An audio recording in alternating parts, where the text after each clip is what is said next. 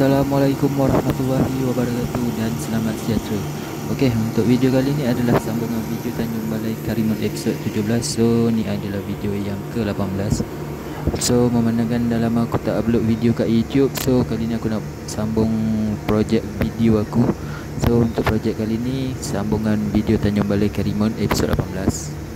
So, dalam video ni adalah perjalanan dari Tanjung Balai Karimun ke Tanjung Batu. So sebenarnya perjalanan dari terminal feri Tanjung Balai Karimun ke Tanjung Batu ni mengambil masa dalam 15 minit macam tu kot. Sebab speedboat ni memang laju lah.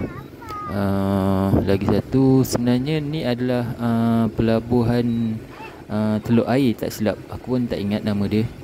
Tapi ni adalah salah satu jalan untuk ke Tanjung Batu lah, melalui jalan laut sebab dia tak ada jalan darat. So dia lalu jalan laut, naik feri laju ni lah. So ni sebenarnya adalah pelabuhan Tanjung Makom Selat Belia. Aku salah sebut tadi, bukan pelabuhan Teluk Air. Teluk Air tu kat Tanjung Balai Karimun juga.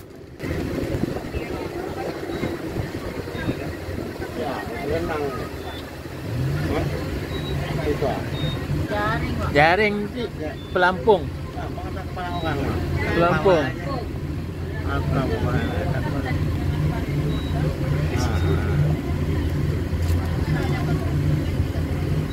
Datang kepala orang nanti.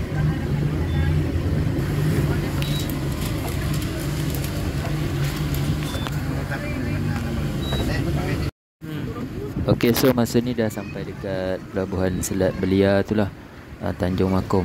So feri ni akan menghempit ke pelabuhan untuk turunkan orang-orang, termasuklah aku sendiri.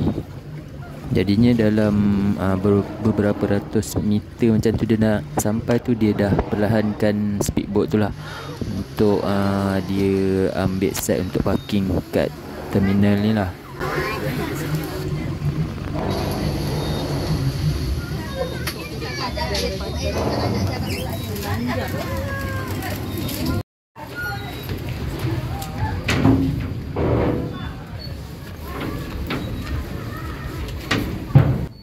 Jadinya sekarang ni aku dah turun daripada feri tu.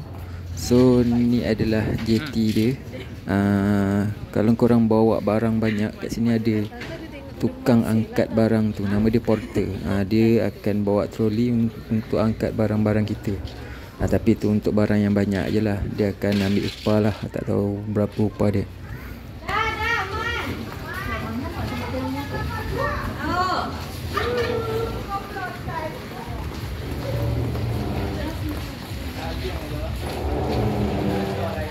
Sebenarnya kat terminal feri ni pun dia ada tempat sewa motor.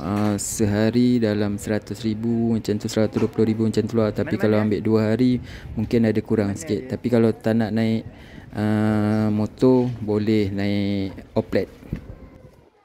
So kalau macam korang tengok kat jeti tu, korang boleh nampak suasana dia macam kembali semula ke zaman-zaman dulu. Jadinya kalau korang nak rasa suasana yang lain daripada yang lain, ataupun vibe yang lain daripada yang lain, korang boleh datang ke Tanjung Batu ni. Dia memang suasana kampung tapi dia agak lain sikit.